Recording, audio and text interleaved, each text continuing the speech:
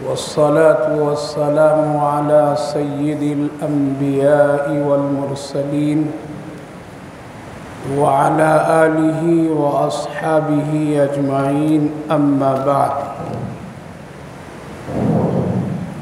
فأعوذ بالله من الشيطان الرجيم بسم الله الرحمن الرحيم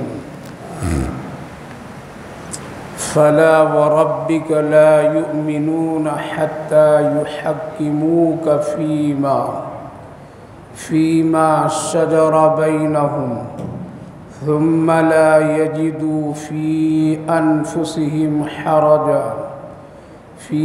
أنفسهم حرجا مما قضيت ويسلموا تسليما صدق الله العظيم۔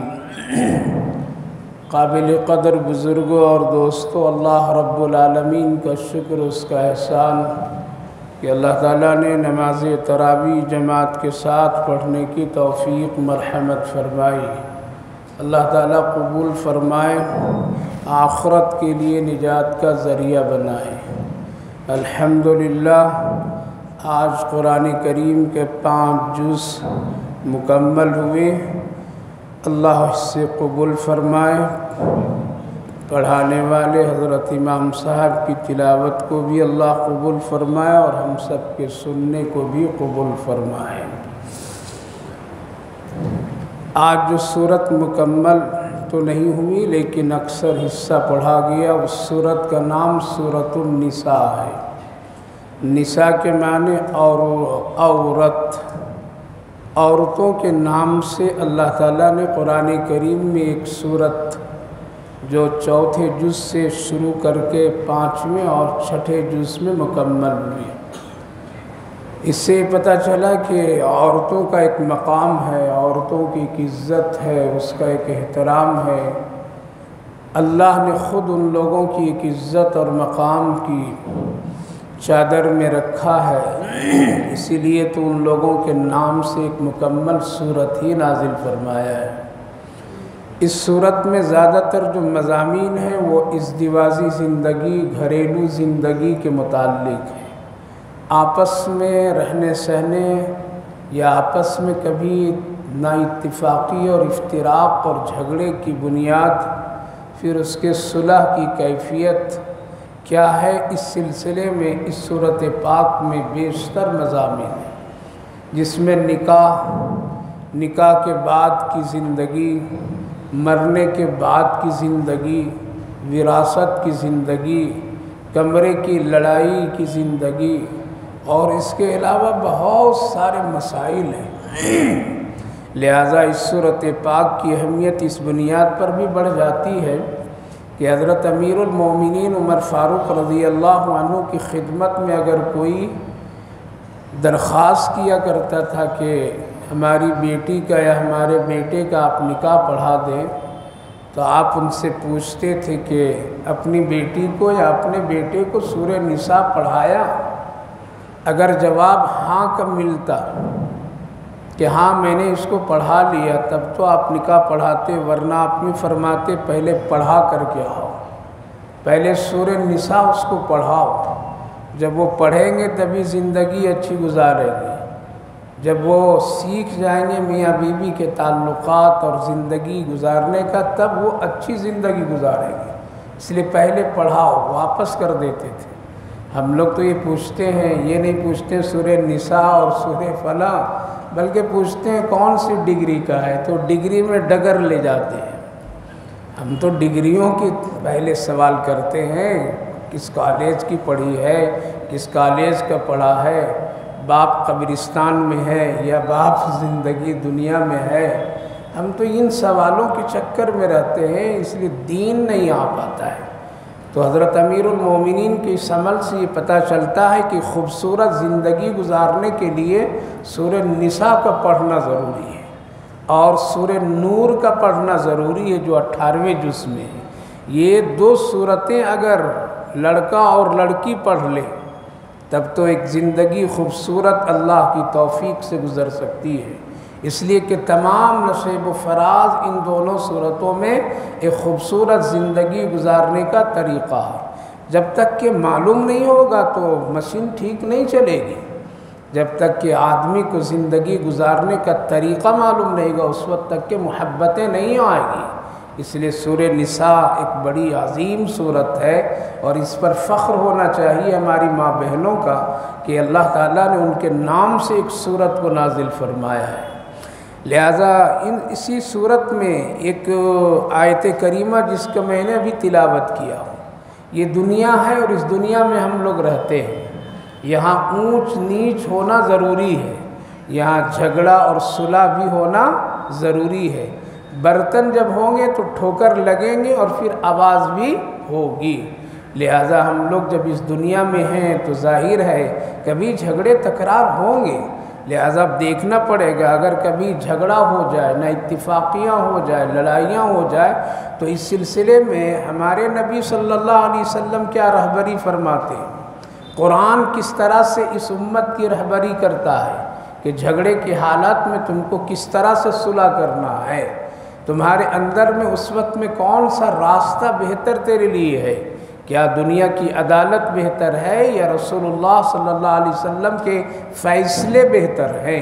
لہٰذا ایک امتی اور ایک مسلمان ہونے کے ناطے ان کو چننا پڑے گا، ان کو اختیار کرنا پڑے گا، ایک دنیا کی عدالت اور ایک رسول اللہ صلی اللہ علیہ وسلم کی عدالت۔ لہٰذا ایسے موقع اور ایسے حالات میں ہماری ایمانی کیفیت کو بھی اللہ دیکھتا ہے، اسی لیے قرآن کریم کی آیت کریمہ میں اللہ نے فرمایا فَلَا وَرَبِّكَ لَا يُؤْمِنُونَ، ترجمہ پر ذرا غور کیجیے، قسم ہے آپ کی رب کا، کون قسم کھا رہا ہے؟ اللہ۔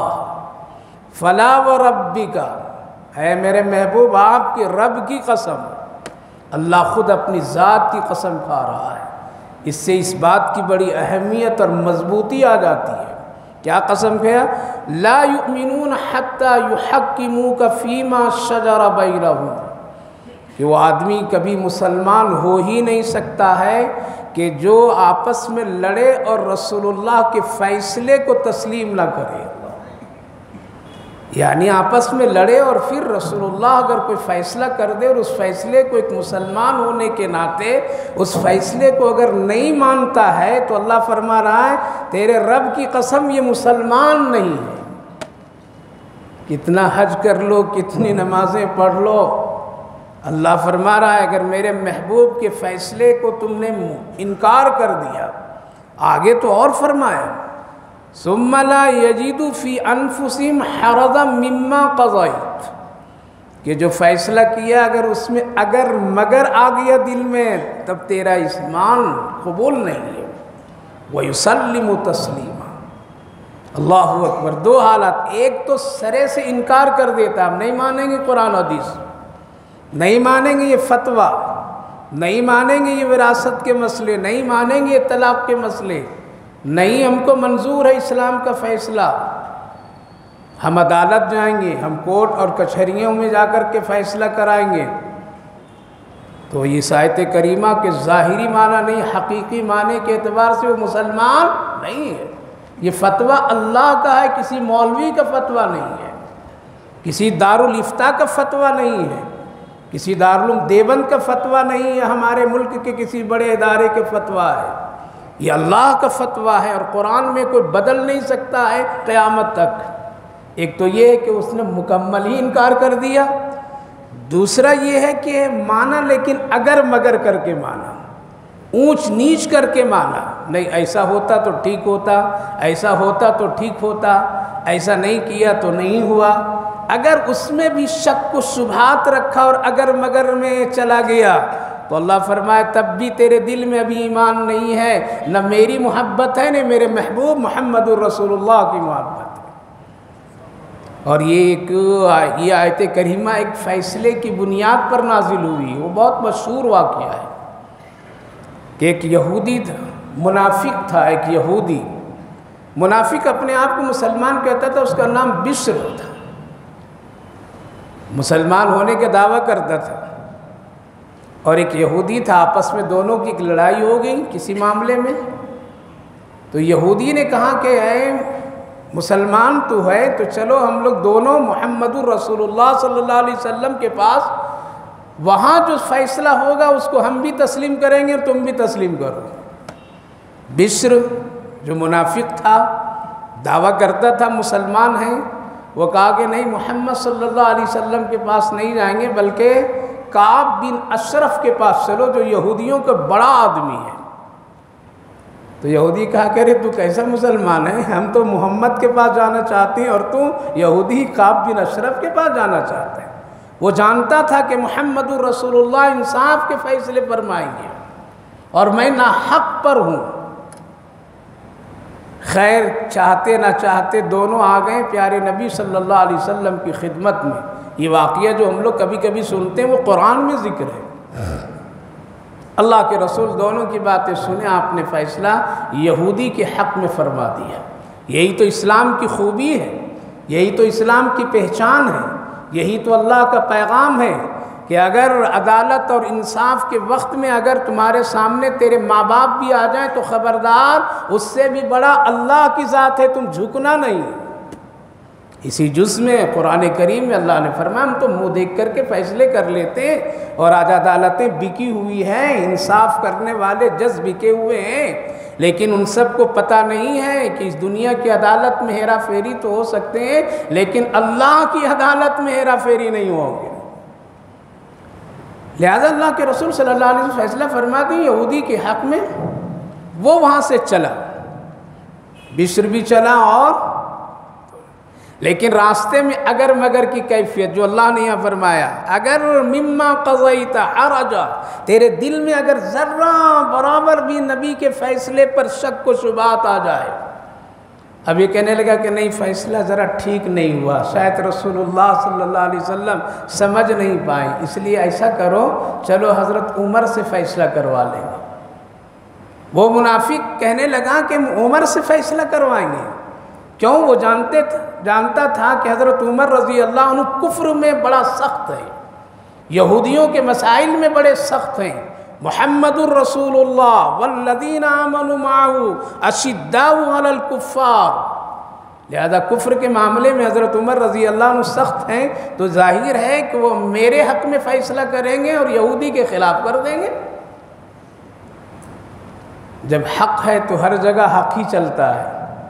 کہا کہ چلو پھر وہاں چلے، وہاں گئے تو دونوں نے اپنی اپنی بات سنائے، حضرت عمر رضی اللہ عنہ دونوں کی بات سنے۔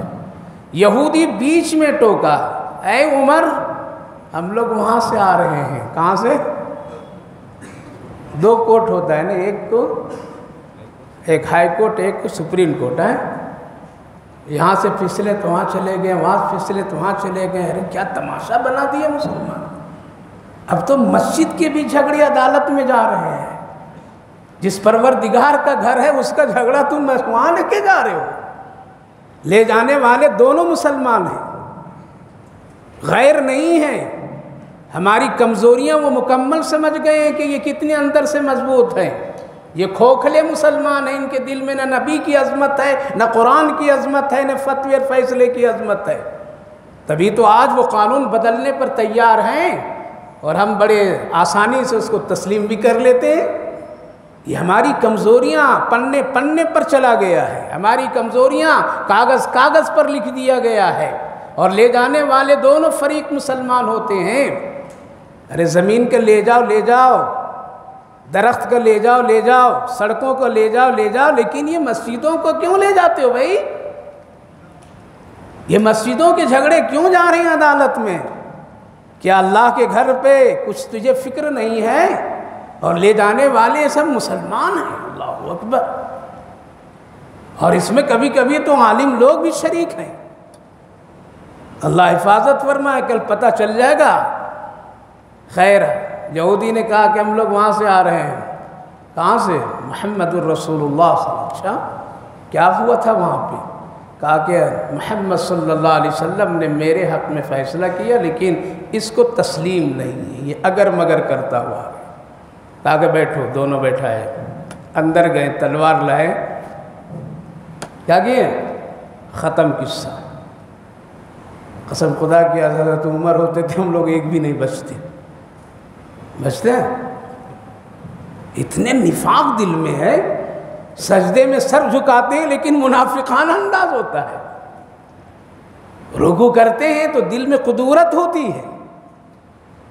ایسی نماز، ایسے سجدے سے آخر کیا واسطہ ہے؟ اسی لیے اللہ فرمایا منافقوں کی یہ پہچان، ان المنافقین یخادعون اللہ والذین آمنوا وما یخدعون الا انفسهم. اللہ تعالیٰ نے قرآن کریم میں صاف فرما دیا، یہودیوں اور منافقوں کی پہچان بتائے. قتل کر دیے حضرت عمر رضی اللہ عنہ، ان کے وارثین آ کر کے مقدمہ دائر کر دیے رسول اللہ صلی اللہ علیہ وسلم کہ ایک مسلمان کا قتل حضرت عمر کر دیے، یہ مسئلہ ہے، لہذا قتل کے بدلے میں قتل کی اجازت دیجیے محمد صلی اللہ علیہ وسلم تاکہ عمر کو قتل کر دے. اللہ مفسرین یہاں لکھتے ہیں کہ نبی پاک علیہ السلام تھوڑی دیر کے لیے بے چین ہو گئے اور آپ نے یوں کہا کہ مجھے نہیں لگتا ہے کہ حضرت عمر نے قتل کیا ہو کسی انسان کو. کہا کہ ہوا ہے ایسا، اور قتل کے بدلے میں قتل فیصلہ ہونے والا تھا. حضرت جبریل اس آیت کریمہ کو لے کر کے آئے، فَلَا وَرَبِّكَ لَا يُؤْمِنُونَ حَتَّى يُحَكِّمُوكَ فِي مَا شَجَرَ بَيْنَهُمْ. اور واضح کر دی اللہ تعالیٰ نے کہ یہ مسلمان نہیں ہے، یہ اندر سے مسلمان نہیں، اوپر سے زبانی دعویٰ ہے، لیکن حقیقت میں یہ کافر منافق ہے. اور مسلمان اگر کسی منافق اور کافر کو قتل کر دے تو قتل کا بدلہ وہاں قتل نہیں ہے. حضرت عمر کی جان بچ گئی، کس نے بچایا؟ کس کے لیے کیا تھا؟ نبی کی محبت میں کیا تھا کہ اس کا حق نہیں زمین پر رہنے کا جس نے میرے نبی کے فیصلے میں اگر مگر کرے. آج تو صبح سے شام تک کہ ہم لوگ تو اگر مگر میں پڑے ہوئے ہیں. اپنے ایمان کو ٹٹول کر کے ہم لوگ دیکھیں میرے بھائیو بزرگوں، ذرا سوچ کر کے دیکھیے کتنا نفاق ہے. اس آیت کریمہ کے ضمن میں علماء کرام مفسرین فرماتے ہیں فیصلہ صرف جھگڑے ہی پر نہیں بلکہ نبی نے جیسا عقیدہ بتایا ہے اگر اس عقیدے میں بھی کوئی اگر مگر کر دے تو وہ بھی مسلمان نہیں.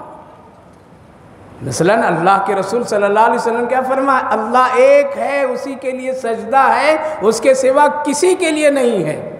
اب دنیا میں ایک آدمی سجدہ بزرگوں کو بھی کرتا ہے، قبروں کو بھی کرتا ہے، پتھر کا بھی کرتا ہے، درخت کا بھی کرتا ہے، تو گویا کہ اس کو میرے نبی کے فیصلہ تسلیم نہیں ہے.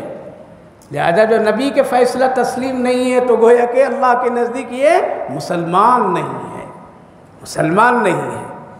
اسی طرح سے آج بہت سارے مسائل ہیں جو ہم نبی کی بات نہیں مانتے ہیں.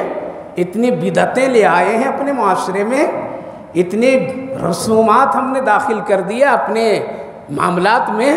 بچہ پیدا ہو وہاں سے لے کر کے مردہ مرنے تک کے اتنے سنت کے مقابلے میں ہم لوگوں نے کتنے کام کر دیے ہیں.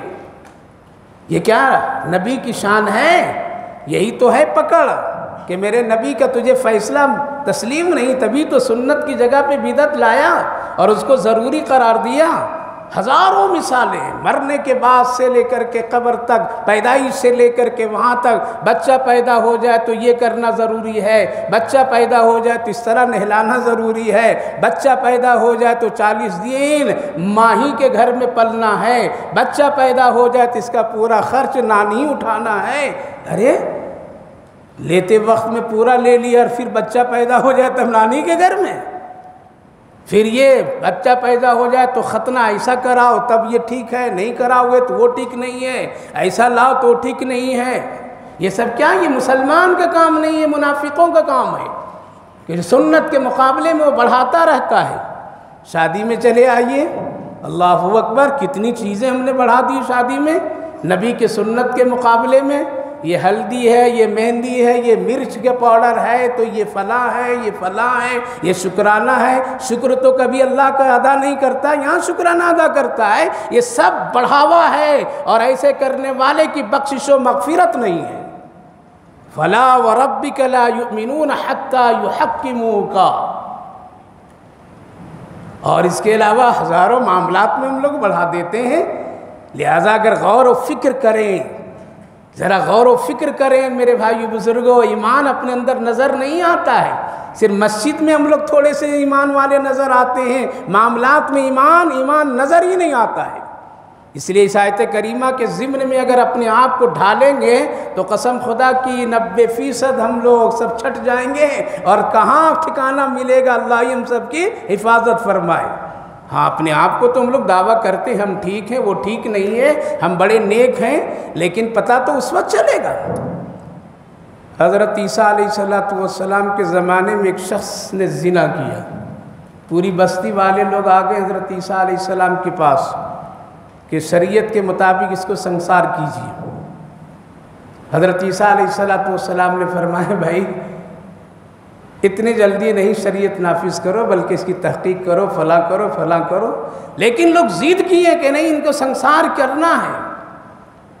خیر حضرت عیسیٰ علیہ السلام نے کہا کہ ٹھیک ہے چلو شریعت اس پر فیصلے نافذ کر دیتے ہیں، اور اس کو چلو سنسار کرو، لیکن پتھر وہی شخص مارے گا جو کبھی گناہ نہیں کیا ہو۔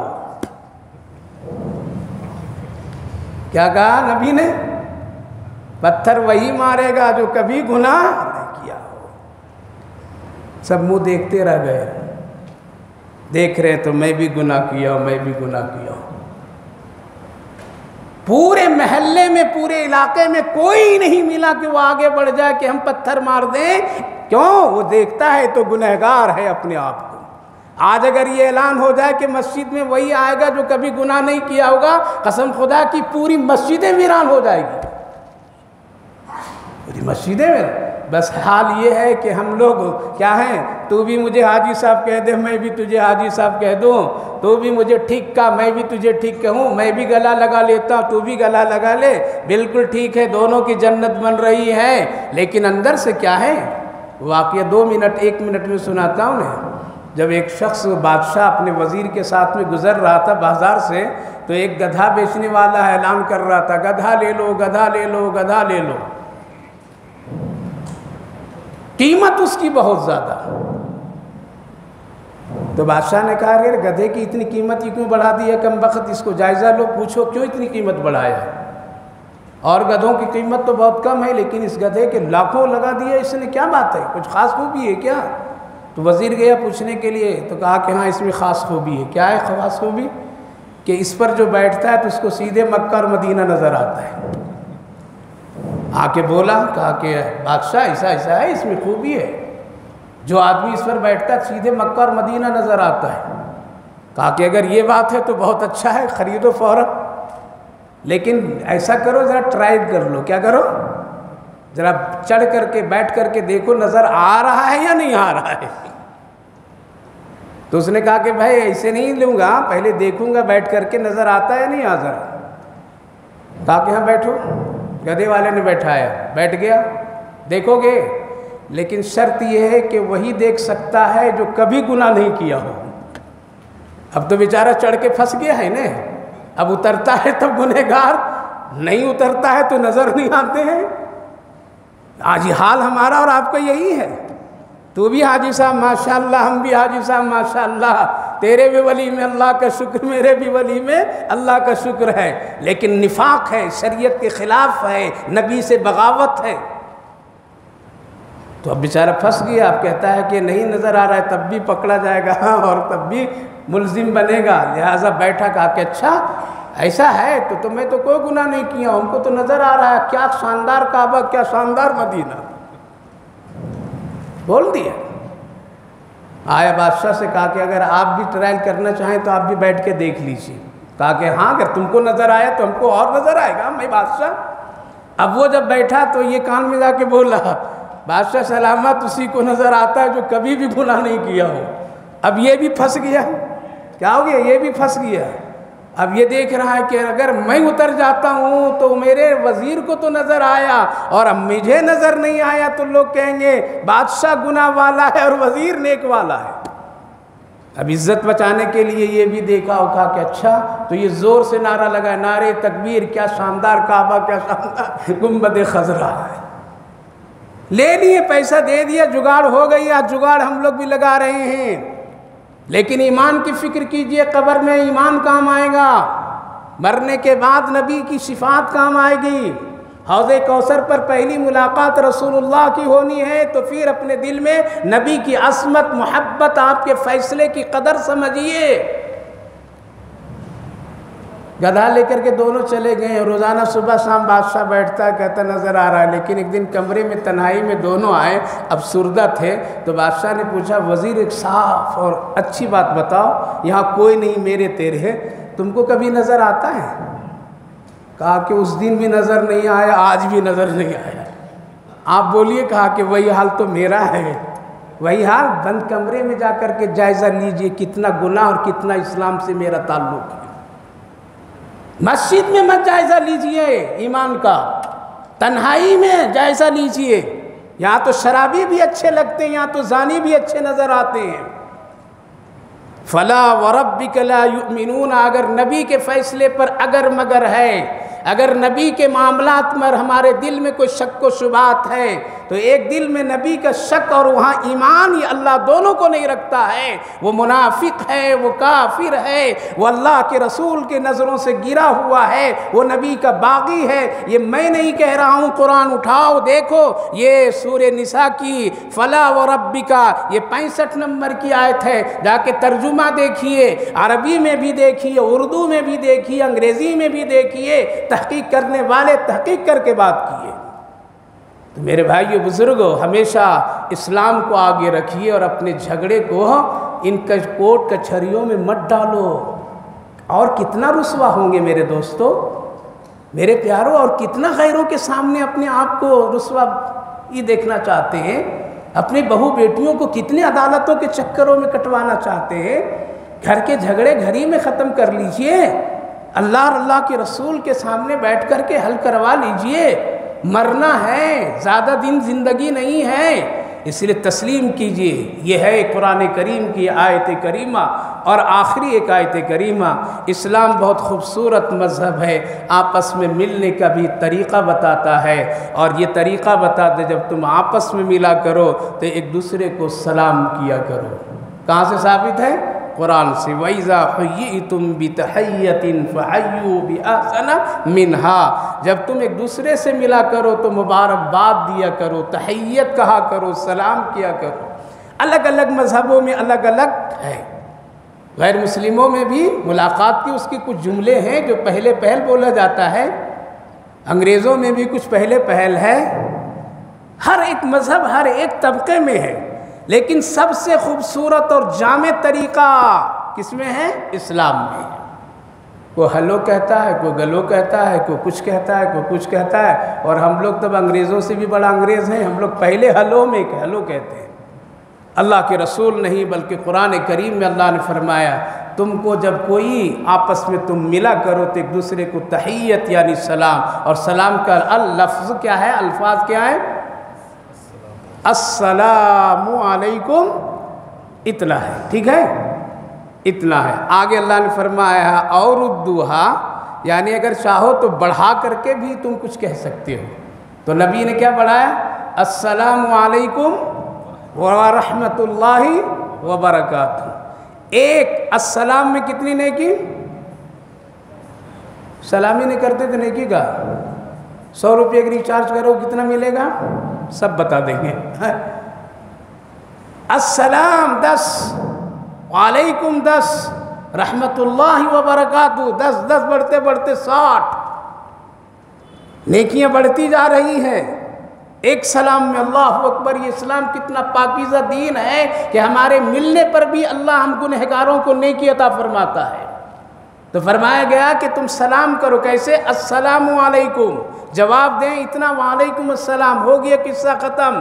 لیکن اگر کوئی سلام کرنے والا کہتا ہے السلام علیکم ورحمۃ اللہ، بڑھانے والا بڑھا سکتا وعلیکم السلام ورحمۃ اللہ وبرکاتہ، یا سلام کرنے والا بھی کہہ سکتا السلام علیکم ورحمۃ اللہ وبرکاتہ۔ یہ بڑی فری نیکی ہے، کیا ہے؟ فری نیکی ہے نا، چلتے پھرتے سلام کیجئے، روزانہ 5000 نیکیاں جمع کر سکتے ہیں۔ صحابی میں حضرت عبداللہ ابن عمر بازار آیا کرتے تھے، لوگوں کو سلام کر کے آ جاتے تھے۔ نبی سے کسی نے شکایت کی یہ کچھ خریدتے نہیں ہیں بلکہ جاتے ہیں ٹہل کر کے آ جاتے ہیں۔ آپ نے بلا کر کے پوچھا عبداللہ ابن عمر بازار تو کوئی اچھی چیز نہیں، تم روز کیوں جاتے ہو، کچھ خریدتے نہیں ہو؟ کہا کہ یا رسول اللہ خریدتا ہوں میں۔ کہا کیا خریدتے ہو؟ کہا کہ نیکی خریدنے کے لیے جاتا ہوں۔ کیا ہے؟ وہاں سب کو سلام کرتا ہوں، اجنبیوں کو سلام کرتا ہوں تو زیادہ، جان پہچان والے کو سلام کرنا ہی پڑتا ہے، نہیں کرو گے تو کہے گا یہ سلام نہیں کرتا، بڑے متکبر ہے۔ اجنبی کو سلام کرنے میں اور زیادہ ثواب ہے۔ یا رسول اللہ سلام کر کے نیکی کما کر کے آتا ہوں۔ آپ نے فرمایا بہت اچھا ہے۔ اس لیے صحابہ سلام کیا کرتے تھے کثرت سے اور ملا کرتے تھے، اور اسلام کا یہ خوبصورت پیغام ہے۔ اس لیے موبائل جب اٹھاؤ کسی سے بات کرو تو پہلے کیا کہو گے؟ ہاں اگر نمبر اجنبی ہے، خطرہ ہے کہ ہم یہاں ایکسیڈنٹ کر جائیں گے۔ ایکسیڈنٹ مطلب سمجھیں، سلام کروں گا تو کہیں اور چلا جائے گا، تو وہاں ذرا آپ کچھ ہاں ادھر ادھر کر سکتے ہیں۔ لیکن اگر معلوم ہے یہ ہمارا ابا کر رہا ہے، بھائی کر رہے ہیں، رشتہ دار کر رہے ہیں، مسلمان کر رہا ہے، تو کیا کرنا چاہیے؟ سلام کرنا چاہیے۔ یہاں سے نیکی کا آغاز کیجئے۔ حضرت نبی پاک علیہ السلام کے بارے میں حضرت ام المومنین فرماتی ہیں عائشہ صدیقہ رضی اللہ عنہا کہ نبی جب بستر سے اٹھتے تھے اور اگر مجھے بیدار دیکھتے تھے تو پہلے میرے آقا مجھ کو سلام کرتے تھے۔ اب شوہر تو بیوی کو سلام نہیں کرتے، اس کو سلام کریں گے ہم کریں گے اس کو سلام، تو یہ کہاں اور کو اڑ جائے گا۔ بیویوں کو سلام کیا کیجئے، بیٹیوں کو سلام کیجئے، گھر میں داخل ہوئیے سلام کیجئے۔ فرماتی ہیں بستر پر میں رہتی تھی لیکن بیدار سمجھتے تھے تو سلام کر کے اٹھتے تھے نبی، اور اگر میں سوتی تھی نیند میں تو ایسے اٹھتے تھے کہ مجھے پتہ بھی نہیں چلتا تھا۔ تو اپنے بیویوں کو سلام کیجئے، اپنی بیٹیوں کو سلام کیجئے۔ اگر ہاں سو رہی ہو تو دھکا دے کر کے مت اٹھائیے کہ آج مولانا تقریر کی السلام علیکم۔ جگ رہی ہو تو سلام ضرور کیجئے، آتے جاتے کیجئے۔ گھر میں رحمت کے فرشتے آتے ہیں، سلام سے دل سے کبر نکلتا ہے، کینہ نکلتا ہے، گندگیاں صاف ہوتی ہے۔ یہ قرآن کا پیغام ہے، خوبصورت اسلام کی یہی دعوت ہے۔ اس لیے کثرت سے سلام کیا کرو، نکلو تو سلام کرو، نیکیاں کماؤ۔ اللہ آپ کو بھی توفیق دے، ہمیں بھی توفیق